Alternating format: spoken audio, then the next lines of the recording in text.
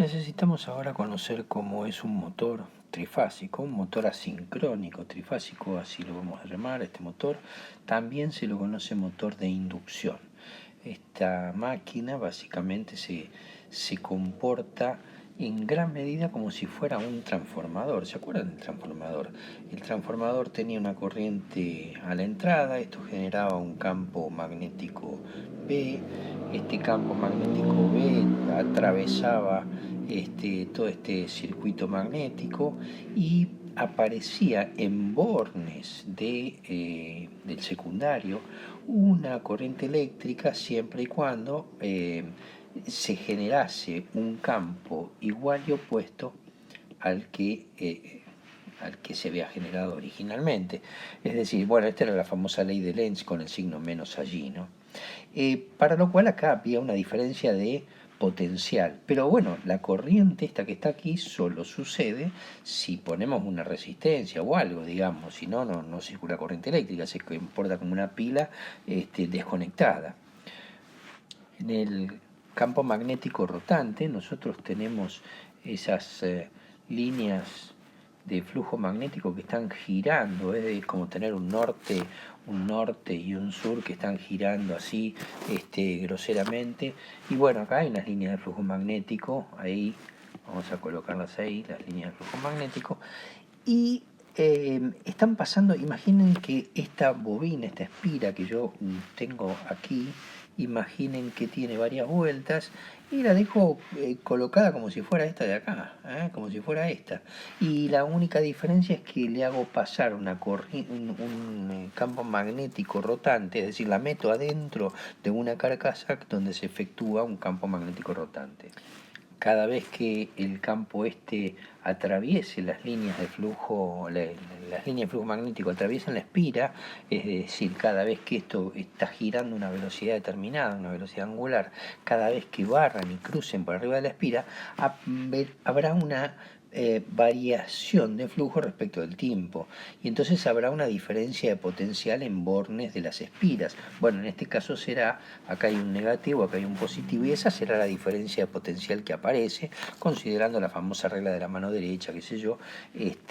Y esta corriente eléctrica que quisiera aparecer, bueno, necesita un camino donde circular, así que yo tendría que hacer algo para hacer circular esa corriente eléctrica. Si miramos de frente a esta bobina, vamos a ver desde este punto y vamos a ver que la corriente que circula en este sentido es la corriente que va por este cable, y veo la cola de la flecha y va hasta el fondo. La corriente pega la vuelta y una vez que retorna con este sentido, y entonces yo veo la punta de la flecha. Y por otro lado tengo un campo magnético que está rotando, girando a una velocidad angular omega, y ese campo magnético tiene, bueno, un sentido, una inducción magnética allí. Y bueno, la verdad es que si yo agarro el I vectorialmente B, recordarán aquella famosa I vectorialmente B me da una F. Bueno, con la regla de los 3 dedos, qué sé yo. Así que poniendo la corriente ingresante aquí, vectorialmente el campo magnético que está acá, y vectorialmente B me da una fuerza en este sentido, es decir, ese cable va a ser sometido a una fuerza en ese sentido. A su vez, para el otro lado, si yo tengo la corriente que sale, viene desde el fondo del plano hacia arriba, y vectorialmente el mismo campo magnético me va a dar otra fuerza, pero esta vez con este sentido. Estas dos fuerzas contra esta distancia producen una cupla, y la verdad es que si yo le doy un eje donde puedan girar, supongamos que acá le pongo un eje donde pueda girar esto, entonces esto va a tratar de girar en el sentido de este campo magnético que está rotando, es decir, trataría de acompañarlo. Esto surge de hacer esta expresión que conocemos, I vectorialmente B me da F. Bueno, habrá algún condimento adicional en la fórmula, pero conceptualmente es eso, es decir, es proporcional al producto vectorial entre la corriente y la intensidad de campo magnético, y esa va a ser la fuerza que aparece en estos lados, ¿no? Así que esto tendería a girar esa espira, como dije recién. Pero bueno, otros no lo ven así y dicen, pero profe, me está jorobando porque me dijo que la regla de la mano derecha iba a usar siempre la misma. Entonces, siguiendo la regla de la mano derecha, podemos ver aquí que las líneas de corriente siguen el camino de los dedos y por supuesto aparece un flujo magnético aquí y este flujo magnético aquí se responderá aquí. Este flujo, fíjense que en realidad es como que se está oponiendo al flujo anterior, así que este flujo interno que tiene la máquina, si este aparato, si esta espira que acabamos de inventar acá, le damos la posibilidad de girar, nos dice, bueno, ¿qué pasó? Nada, acá tengo un norte y acá tengo un norte. Es como que tengo dos imanes que se están empujando. Si ustedes tienen un norte y otro norte, los dos se repelen y uno empuja al otro. Bueno, el campo magnético rotante va a estar empujando al otro norte. Así que cualquiera de las dos formas lo pueden ver. Obviamente esto es general y si lo colocamos aquí en esta espira vista así, bueno, acá se va a generar un campo magnético, línea de flujo magnético, acá tengo el norte, acá tengo el sur, y cada vez que este esté girando en este sentido, estará empujándolo, con lo cual la espira tenderá a girar. Pero bueno, todo esto que se puede ver de esta manera o se puede ver de esta manera, cualquiera de las dos, funciona si y solo si se cumple un requisito previo. ¿Cuál era ese requisito previo? A ver, pensemos un poquito. No, claro, en realidad todo eso sucede si circula corriente por aquí. Pero bueno, ¿cómo es que circula corriente por aquí? Bueno, la primera cosa es que haya una diferencia de potencial aquí.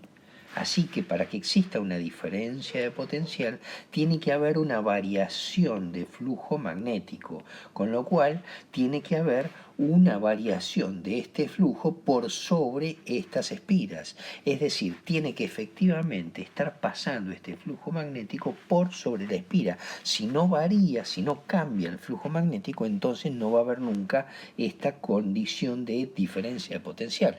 ¿Es la única? No, no es la única. Esa diferencia de potencial no produce por sí misma la corriente eléctrica. La corriente se produce cuando yo cierro el circuito eléctrico a través de un cable, una resistencia, algo le tengo que poner para que circule corriente por aquí, porque si no queda un circuito abierto y no circula corriente eléctrica. Y si no circula corriente eléctrica no habrá cupla. Así es como necesitamos algún dispositivo, algún invento, alguna cosa que permita garantizar este cable, es decir, que circule corriente eléctrica por ahí, pero bueno, no sabemos muy bien cómo. Bueno, vamos a ver algunas de las formas que se utilizan para eso. A la parte que va dentro de la máquina, que está quieta, que llamábamos estator, ¿recuerdan el estator, que era donde se producía el campo magnético rotante? Adentro le estamos poniendo algo que se supone que va a girar. A eso que va a girar, que va a rotar, lo conocemos como rotor. Estos rotores son estas espiras que tienen un eje de giro que vamos a colocar en este momento aquí y le vamos a permitir a esta espira girar alrededor de este eje de alguna forma. Pero para que gire vimos que tenía que haber variación de flujo, bla, bla, bla. Y entonces necesitamos un dispositivo que permita hacer que la corriente circule a través de este cable, bueno, de esta bobina, son varias vueltas, qué sé yo, y lo que se hace es poner un dispositivo aquí que se conoce como, bueno, ¿se acuerdan de las delgas de la máquina de corriente continua? A esto se los conoce como anillo rozante. Anillo rozante.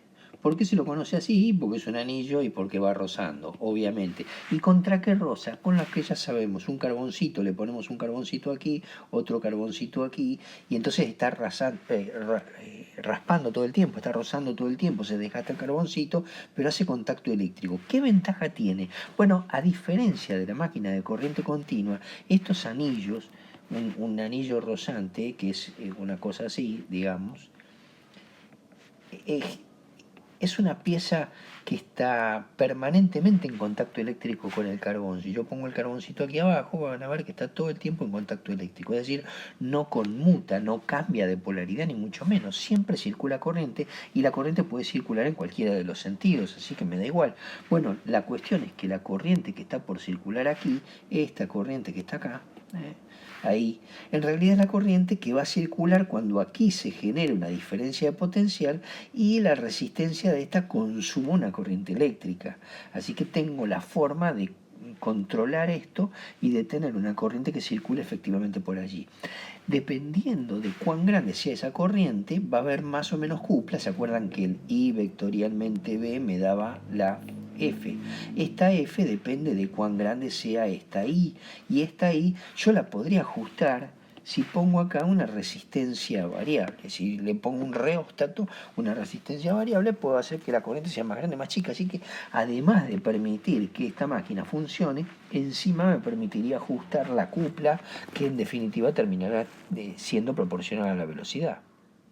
Este esquema parece funcionar, pero es un esquema bastante limitado porque la verdad que yo tengo una bobina aquí y tengo una cantidad de espacio fantástico en la máquina que no está ocupado. Por ejemplo, podría tener más cables aquí o más cables aquí. Es decir, podría tener otros tipos de bobina como estas que están aquí. Podría tener, por ejemplo, la bobina roja, podría tener también una bobina azul, y podría tener una bobina negra, qué sé yo, gris, qué sé yo. Y cada una de estas bobinas que están aquí son diferentes y bueno, la verdad que se complica un poco porque tendría que tener para cada una de ellas este tipo de conexión, a menos que las considere desde el punto de vista eléctrico de esta forma. Por ejemplo, la bobina negra conectada a un punto que vamos a llamar O', la bobina roja también conectada a un punto llamado O', y la bobina azul también conectada a un punto llamado O'. Es decir, cada una de estas bobinas podrían estar en configuración en estrella básicamente, y lo que sí podría hacer es que cada una de ellas termine en un anillo rozante como el que dibujamos hace un ratito. Si las tres bobinas terminan en tres anillos rozantes, en realidad necesito un cuarto anillo rozante aquí desde el O' para obtener la corriente que circula en cada una de ellas. Por ejemplo, si yo coloco una resistencia eléctrica que va desde aquí hasta aquí, va a circular corriente por la bobina negra.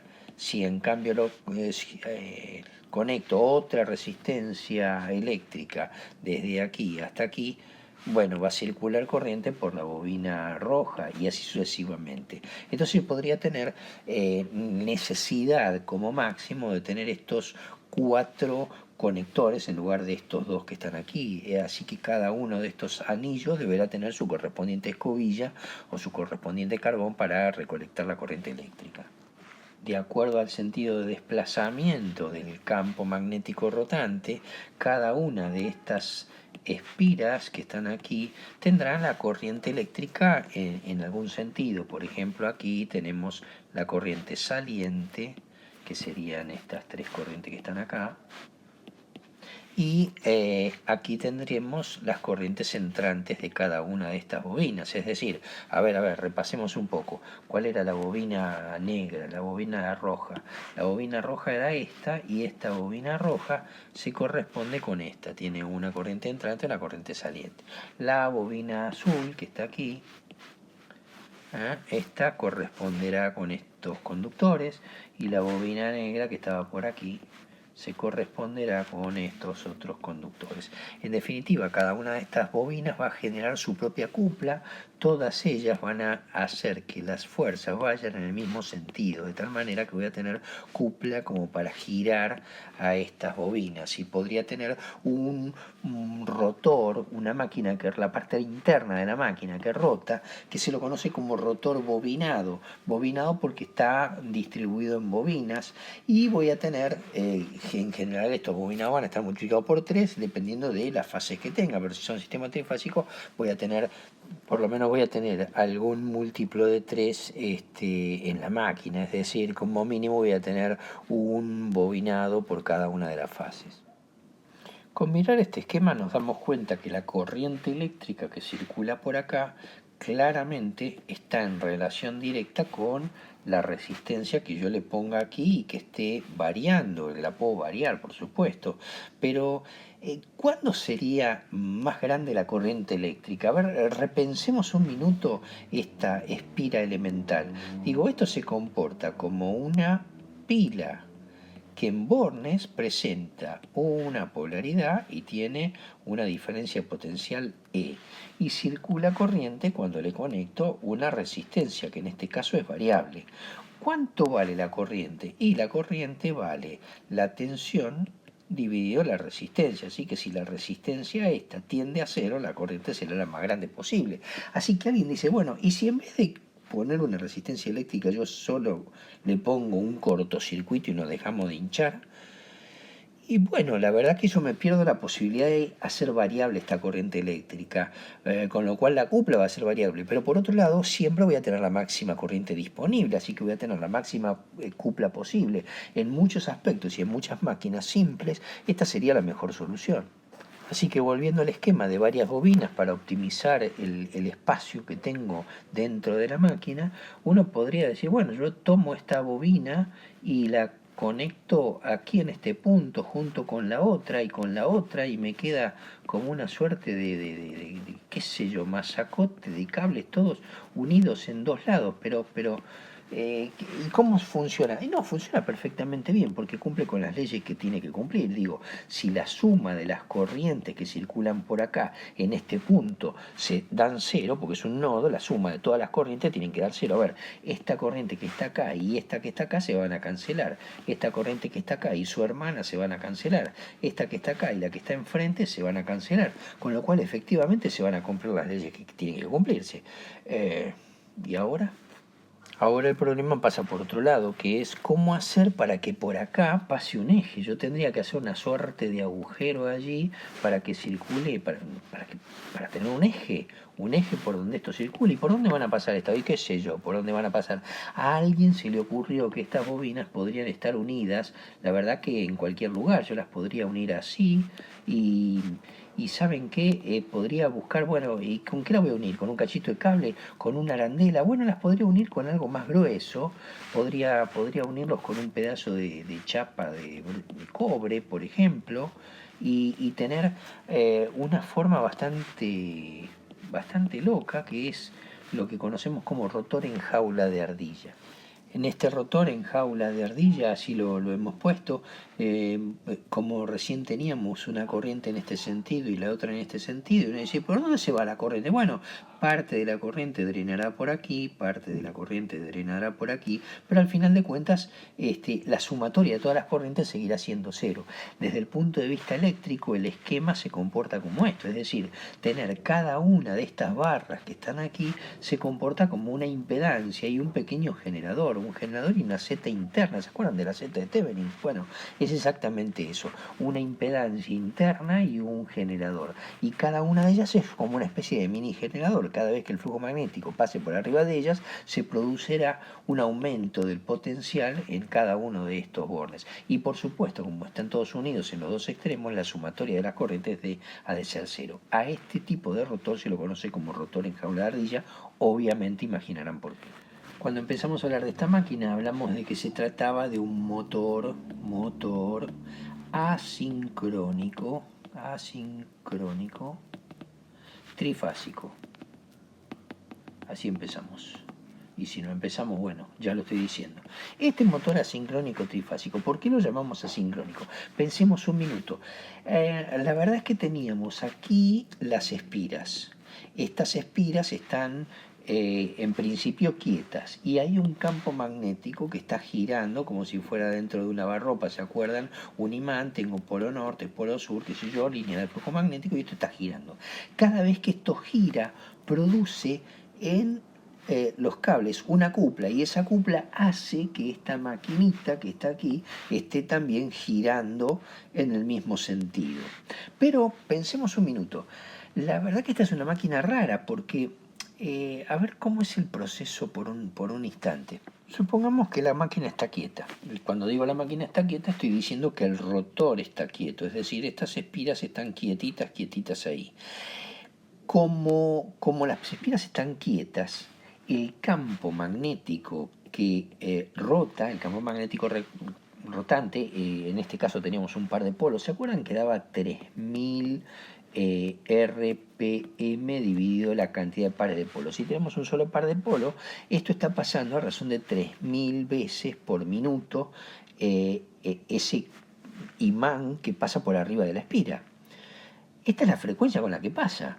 Digo, bueno, gracias a que pasa mucho, voy a tener que en bornes de esta espira que está aquí, voy a tener aquella famosa expresión que dice es igual a menos n, que es la cantidad de vuelta que tiene la espira, por la derivada del flujo respecto de t. Esta variación de flujo respecto de t es máxima porque hay mucha variación de flujo, porque hay 3000 veces por minuto que está pasando la espira, con lo cual se producirá la máxima corriente posible porque están en cortocircuito, con lo cual habrá la máxima cupla posible. En definitiva, esto girará con la mejor cupla que tenga. Aquí tengo una fuerza y aquí tengo otra fuerza, y la corriente será la máxima posible. Pero fíjense, uno dice, bueno, y esta máquina se pone a girar, fenómeno. Este artefactito está girando como loco y ahora que está girando, ¿hasta qué velocidad gira? Bueno, intuitivamente uno dice, podríamos hacerlo girar y esto va a girar a 3000 RPM. No. Momento. Pensemos ahora la situación B, que esto está efectivamente girando a 3000 RPM. Si esto estuviese girando a 3000 RPM para allí, la verdad es que ambas cosas, el campo magnético y el rotor, estarían girando a la misma velocidad. Si los dos giran a la misma velocidad, no habría en ningún momento variación de flujo respecto al tiempo. ¿Por qué? Porque el flujo y la espira irían a la misma velocidad. Así que nunca podría cambiar su situación respecto del flujo. Entonces, la diferencia potencial tendría que ser cero. Y si la diferencia potencial es cero, la corriente que circula es cero. Y si la corriente que circula es cero, entonces la fuerza que aparece acá es cero. A ver. Lo que hemos descubierto es que esta máquina, para tener cupla, una vez más, para tener cupla y que exista una fuerza, es necesario que haya una corriente eléctrica. Pero para tener una corriente eléctrica es necesario que haya una diferencia de potencial en bornes. Y para tener una diferencia potencial en bornes es necesario que haya variación de flujo respecto del tiempo. Es decir, que el flujo magnético pase por encima de las espiras, si no, no hay variación de flujo magnético. ¿Qué significa? Que necesariamente la máquina, la parte que rota de esta máquina, va a tener que ir a una velocidad más baja, porque si no, no va a haber variación de flujo y no va a haber tensión disponible en bornes, no va a haber corriente eléctrica y no va a haber cupla. Este fenómeno es conocido como resbalamiento y a este fenómeno que nos muestra que la velocidad de sincronismo, que es la velocidad del campo magnético rotante, es mayor, siempre es mayor que la velocidad de la parte que rota. Por eso ya llamamos motor asincrónico, porque necesariamente tiene que ir a una velocidad más baja. ¿Cuánto más baja? Depende del resbalamiento, que es este término nuevo que aprendemos y que se lo conoce como S, resbalamiento, que es bastante fácil de resolver. Es la velocidad de sincronismo menos la velocidad del rotor dividido la velocidad de sincronismo. Este resbalamiento es un valor porcentual. Y la velocidad de sincronismo nosotros la obteníamos con esta expresión, es decir, la velocidad de sincronismo era 60 veces, que tenía que ver con la cantidad de segundos que hay por cada minuto, por la frecuencia dividido la cantidad de pares de polo. En nuestro país además sabemos que la frecuencia es de 50 Hz, con lo cual esta cuenta me daba los 3000 dividido P, que era la cantidad de pares de polo. Este es los 3000 RPM que tenemos como cantidad de vueltas de ¿quién? Del campo magnético rotante. A esta la llamamos velocidad de sincronismo. Obviamente, si estamos hablando de un solo par de polos, si tuviera un par de polos, dos pares de polos, entonces ahora serían 1500 las RPM de sincronismo, y si tuvieran 4 serían 750 y así.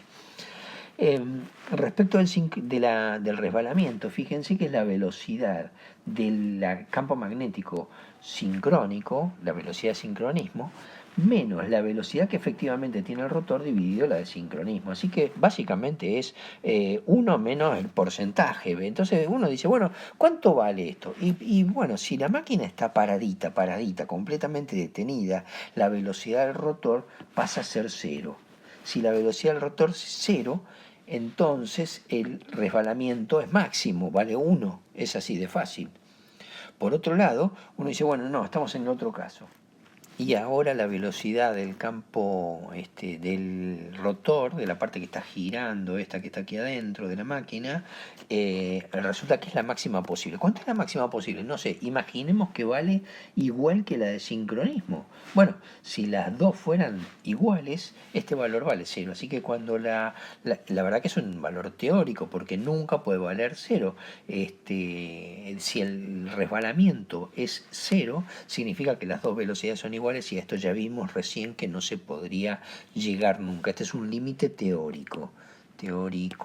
Siempre está resbalando. Pero bueno, el valor máximo será cuando el resbalamiento sea el máximo, es decir, cuando la máquina esté detenida, y con la máquina a velocidad de sincronismo tendremos el mínimo resbalamiento, que será 0.